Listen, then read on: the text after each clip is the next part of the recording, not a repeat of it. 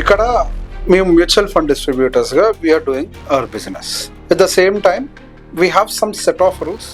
We are regulated by SEBI and we have to tell you that mutual funds are subjected to market risk. ఏ వ్యాపారం చేసేవాడైనా మీరు మా product కొంటే రిస్క్ ఉంటుందని చెప్తాడా? People are selling health insurance, people are selling term insurance, people are selling ULIP policies. ఇవి అమ్మే వాటిల్లో ఎక్కడైనా మాకుండే అంత స్ట్రింజెంట్ రూల్స్ ఉంటాయా? కమిషన్ ఎక్కడ ఎక్కువ వస్తుంది?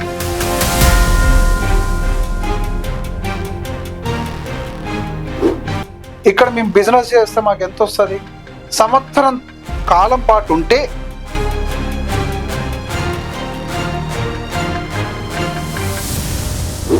ఇండస్ట్రీ రిలేటెడ్ వాళ్ళని వాళ్ళ ప్రాఫిట్స్ ఏంటి, మాకు ఎంత వస్తుంది మీకు ఈ ప్రోడక్ట్ అంతే చెప్తారా?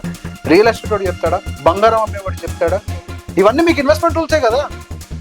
ఇప్పుడు మీరు ఎఫ్డీ పెడతారు, మీకు 7% ఇస్తున్నారు, వాళ్ళు దాంతో బిజినెస్ చేస్తున్నారు, ఎంత సంపాదిస్తున్నారు మీకు చెప్తున్నారా? So the point here is this industry is so transparent. We want to keep it transparent, but practically speaking this product is lesser riskier when compare to other products. మరి దీని అండరా రిస్క్. సో వాలటిలిటీ రిస్క్ అది. It is not capital wipe out risk. బంగారం దొంగతనం చేయొచ్చు, risk ఉందా? But చెప్పలేదు బిజినెస్లో ఎవరు. మీ ఎఫ్డి బ్యాంకు మూసేయచ్చు, 5 లక్షలకే మీకు గ్యారంటీ ఇస్తామని చెప్పారు, కానీ రిస్క్ ఉందని చెప్పారా? నేను చెప్పాను, మా ప్రోడక్ట్లో చెప్పాం. రియల్ ఎస్టేట్లో వాడు చెప్పాడా? వాడికి తెలుసు ఆ దొంగలండి అని వాడు చెప్పాడా? తెలిసినోడు చెప్పడు, తెలియనోడు చెప్పడు. ఈ ప్రపంచం మొత్తంలో కూడా ఈ ఒక్క ఇండస్ట్రీ మాత్రమే ఒక్కటే గోల్ కోసం పనిచేస్తుంది. అటు క్లయింటు, మాలాంటి ఎంఎఫ్డీలు, ఆ fund manager, AMC, SEBI,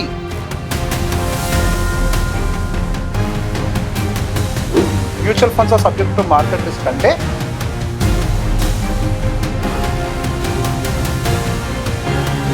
long term అన్నారు కదా, జనరల్ క్వశ్చన్, లాంగ్ టర్మ్ అంటే ఎంత, ఎన్ని number of years?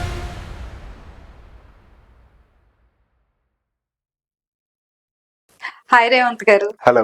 So Revanth గారు, ఇప్పుడు అందరూ ఏమో ఇప్పుడున్న సిచ్యువేషన్ కి mutual funds are the better tool to invest in మన వెల్త్ క్రియేషన్ కి అని అంటున్నారు. మేమేమో లైఫ్ లాంగ్ కష్టపడి డబ్బులు తీసుకొచ్చి మేము మ్యూచువల్ ఫండ్స్ లోనే ఇన్వెస్ట్ చేస్తాము. అదే మీరు మళ్ళీ mutual funds subjected to market risk అంటారు. అసలు ఏంటి సినారియో? మేము ఎలా అర్థం చేసుకోవాలి దీన్ని? This is the beauty of industry. ఇక్కడ ఒక మాట చెప్తానండి.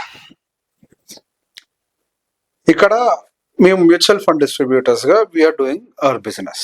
At the same time we have some set of rules. We're regulated by SEBI and we have to tell you that mutual funds are subjected to market risk.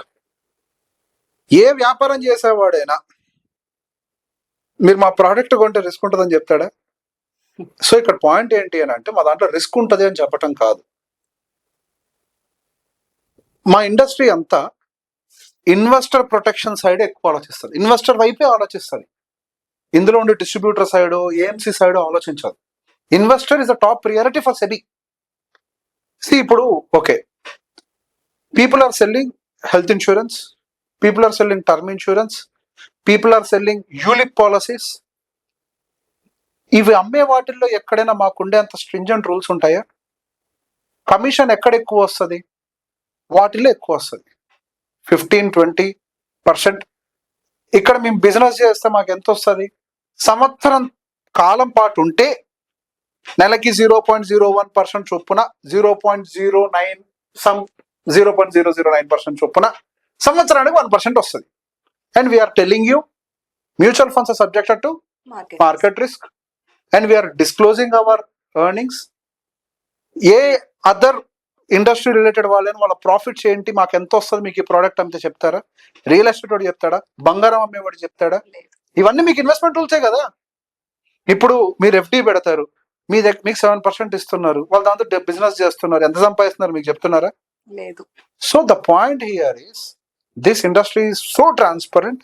We want to keep it transparent, but practically speaking this product is lesser riskier when compare to other products. Okay, you take real estate.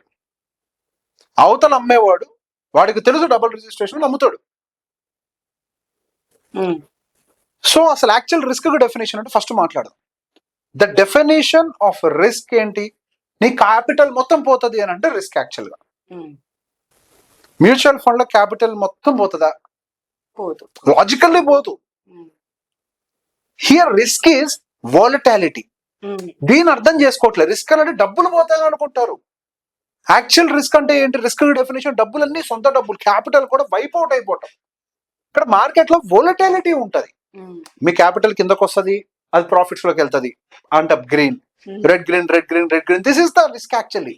This volatility is everywhere. This volatility in gold. ఇప్పుడు మీ అందరు gold ఇష్టమే కదా. ఎక్కడికి వెళ్ళింది బంగారం? 1,80,000. ఎక్కడికి వచ్చింది ఇప్పుడు? 1,34,000, 1,40,000, 1,50,000. ట్యాక్సులు మార్చట్లే అడ్డగోలుగా. కొంచెం 5%, కొంచెం 10%. రియల్ ఎస్టేట్ ఏమైంది? 2022 కంటే ముందు కొన్నాడు ఏమన్నా కొద్దిగా 20 కంటే ముందు కొనడం ప్రాఫిట్ చేశాడు, కానీ 22 టైంలో కొనడం ప్రాఫిట్ చేశాడా? కొన్న రేట్ వస్తుందా? మొన్న ఈ మధ్య ఒక ఆయన కలిసాడు రోడ్డు మీద. ఆయన ఒక మాట చెప్పారు, నా మాటకు అందరికీ చెప్పండి సార్ అని. నేను 3 సంవత్సరాల క్రితం 65 లక్షలు పెట్టి భూమి కొన్నాను. నాకు ఇప్పుడు డబ్బులు అవసరం, 55కి ఇస్తాను కొనేటోళ్ళు లేడు సార్ అని. మరి దీన్ని అనరా రిస్క్? సో వాలటాలిటీ రిస్క్ అది. It is not capital wipe out risk. బంగారం దొంగతనం చేయొచ్చు, రిస్క్ ఉందా? బట్ చెప్పలేదు బిజినెస్ లో ఎవరు. మీ ఎఫ్డి బ్యాంక్ మూసేయచ్చు, 5 లక్షలకే మేము గ్యారంటీ ఇస్తామని చెప్పారు, కానీ రిస్క్ ఉందని చెప్పారా? నేను చెప్పాం, మా ప్రోడక్ట్ లో చెప్పాం. రియల్ ఎస్టేట్ లో ఎవడని చెప్పాడా? వాడికి తెలుసు అది దొంగలండి అని. వాడు చెప్పాడా? తెలిసినోడు చెప్పడు, తెలియనోడు చెప్పడు. కానీ మేము చెప్తాం, ఏది వాలటాలిటీ కూడా చెప్తాం మేము. That is the commitment of this industry. ఈ ప్రపంచం మొత్తంలో కూడా ఈ ఒక్క ఇండస్ట్రీ మాత్రమే ఒక్కటే గోల్ కోసం పనిచేస్తుంది. అటు క్లయింట్, మాలాంటి ఎంఎఫ్డీలు, ఆ ఫండ్ మేనేజరు, ఏఎంసి, సెబీ, ఒకటే goal, investor protection and profits. ఇంకొక ప్రొఫెషన్ ఉందా ఇట్లాంటిది? లేదు. మీకు రిటర్న్స్ కావాలి, మాకు రిటర్న్స్ కావాలి, వాళ్ళకి రిటర్న్స్ కావాలి, సెబీకి రిటర్న్స్ కావాలి, ప్రొటెక్టెడ్. సెబీకి ప్రొటెక్టెడ్ కావాలి, అంతేగా. ఒక్కటే గోల్ కోసం పనిచేస్తారు. మీకు బంగారం అమ్మేవాడు మీకు లాభం జరగాలని నమ్ముతాడా? మీకు భూమి అమ్మేవాడు మీకు లాభం రావాలని నమ్ముతాడా? లేదు కదా. లేదు. కానీ మీరు బాగుండాలి, మీకు లాభాలు రావాలి అని చెప్పి అమ్మేదేవాడు మీరు, మేం కాదు, ఈ ఇండస్ట్రీ. నేను ఇందులో ఒక వ్యాపారస్తుడిని. I'm making money in this, ఒక వ్యాపారస్తుడిగా. సో ఇక్కడ చెప్పడం వెనకాల ఉద్దేశం ఏంటి అని అంటే, we want to keep it transparent. ఈ ఇండస్ట్రీలో వాలటాలిటీ ఉంటది, ప్రతి దాంట్లో ఉంటది. మిగతా వాళ్ళకి చెప్పే ధైర్యం లేదు, మాకు చెప్పే ధైర్యం ఉంది. మేము చెప్పాం, we want keep it transparent. అసలు ఇన్ఫాక్ట్ ఒక రియల్ ఎస్టేట్ ల్యాండ్ పర్చేస్ జరిగితే డబ్బులు అదర్ సోర్సెస్ త్రూ వెళ్తూ ఉంటాయి, రూటింగ్, రైట్? కానీ ఈ ఫీల్డ్ లో అసలు ఇంకొకటి జేబులో డబ్బులు వెళ్తాయా? దొంగతనానికి స్కోప్ ఉందా? మ్యానిపులేషన్ కి స్కోప్ ఉందా? హియర్ అర్థం చేసుకోండి, markets mutual funds are subject to market risk అంటే it's only volatility, it's not a capital risk. Yeah, I got the answer. So that is how you have to plan. అంతే, ఎవ్వరికి చెప్పలేని ఇది మా ఇండస్ట్రీలో మాకుంది. మ్యూచువల్ ఫండ్స్ లో ఉండే అతిపెద్ద రిస్క్ యాక్చువల్గా ఏంటి అంటే, సెబీ చెప్పే ఉద్దేశం అది, కానీ నా ఉద్దేశం ఏంటో తెలుసా? Mutual funds are subjected to market risk కాదు, mutual funds are subjected to your emotions risk. Yeah, right. మీ ఎమోషన్స్ వల్ల మ్యూచువల్ ఫండ్స్ లో ఇన్వెస్ట్మెంట్స్ గ్రో కాకుండా ఉంటాయి, కానీ మార్కెట్ వల్ల గ్రో కాకుండా ఉండవు. మార్కెట్స్ ఎప్పుడు రిటర్న్స్ ఇస్తూనే ఉన్నాయి, ముందు కూడా ఎంతో కొంత ఇస్తూనే ఉంటాయి. ఇండియా ఇస్ గ్రోయింగ్ ఎకానమీ, అందరు చెప్పేది నేను చెప్తా, it will also give returns ఎంతో కొంత. But your emotions will destroy this. Real estate లో కానీ, గోల్డ్ లో కానీ, వేటిల్లో కూడా మీరు ప్రతిరోజు మీ ఇన్వెస్ట్మెంట్ వాల్యూ అంతా చెక్ చేయడానికి అవకాశం లేదు. Correct. Where you have this live, no cheating, మోసం లేదు, దగా లేదు, pure transparency. That is the beauty. So అందుకే మ్యూచువల్ ఫండ్స్ విషయంలో అంటే బేసిక్ ఇక్కడ ఇన్వెస్టర్స్ యొక్క ఇంట్రెస్ట్ ని ఏ అసెట్ క్లాస్ లో కూడా ప్రొటెక్ట్ అవ్వట్లేదు. ఈ అసెట్ క్లాస్ లో ప్రొటెక్ట్ చేద్దాం అనే ఉద్దేశంలో సెబీ అన్ని రూల్స్ పెడుతుంది. It is for the investors protection. వాళ్ళని అవేర్ చేయాలి, వాల్టాలిటీని చూసి కంగారు పడద్దు. దే నో, బికాస్ వాళ్ళకి ఆ ఎమోషన్స్ ఉంటాయని తెలుసు. ఈ వాల్టాలిటీని చూసి కంగారు పడతారు కాబట్టి ముందుగా హెచ్చరిస్తారు. ఆ హెచ్చరిక డబ్బులు పోతాయని కాదు, మీరు మానసికంగా ప్రిపేర్ అవ్వాలి అని. అందుకే ఏం చెప్తుంది సెబీ కూడా, ఎవరైనా కానీ investments are for the long term in this mutual fund industry, is not for the short term. When you invest in the long term, as per the history, there is no person who lost the money. Long term అన్నారు కదా, general question, long term అంటే ఎంత, ఎన్ని number of years? SIP అయితే 7 ఏళ్ళు minimum. 7 years is the minimum. అంటే 1 market cycle మేము 7 years లో చూస్తాం. యూజువల్ గా ఎస్ఐపిలో కొద్ది రిటర్న్స్ కనపడటం మొదలు అవ్వాలి అని అంటే ఇట్ టేక్ 7 years. లంసమ్ లో depending upon time of investment, market కింద ఉన్నప్పుడు పెట్టారా పైన ఉన్నప్పుడు పెట్టారా, again that is also 7 years. కింద ఉన్నప్పుడు పెడితే it might be 5 years. SIP అయితే 7 years పక్కా, ఆ కింద పైన సంబంధం లే. అంటే 7+ years అయితే, 7+ అయితేనే మీ కంటికి కనిపించడం మొదలవుతుంది. ఓకే, యాక్చువల్ మ్యాజిక్ స్టార్ట్ అయితే 15 ఏళ్ళు.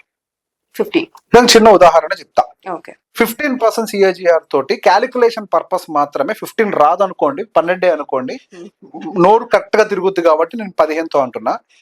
1,02,000 కావడానికి 5 ఏళ్ళు, 2,04,000 కావడానికి 10 ఏళ్ళు, 4,08,000 కావడానికి 15 ఏళ్ళు, ఇంకా 10 లక్షలు టచ్ కాలే అక్కడికి. కానీ 10-16 టచ్ కావడానికి ఇంకొక 5 ఏళ్ళు యాడ్ చేస్తే చాలు. 16-36 కావడానికి ఇంకో 5 ఏళ్ళు యాడ్ చేస్తే చాలు. 15 దాటితే the multiplication will be much faster. Got it. So ఇప్పుడు రియల్ ఎస్టేట్ అని అంతే కదా, షార్ట్ టర్మ్ లో ఏం మల్టిప్లై కావు. It takes its own course of time. In fact a cycle in real estate it takes 15 long years. Mutual funds it is 7 years cycle. In fact mutual fund real estate ఇంకెక్కువ cycle అది, mutual funds కి తక్కువ. But only the problem is కంటికి కనిపిస్తుంది. It is only the problem. Okay, thank you Revanth గారు. Most welcome.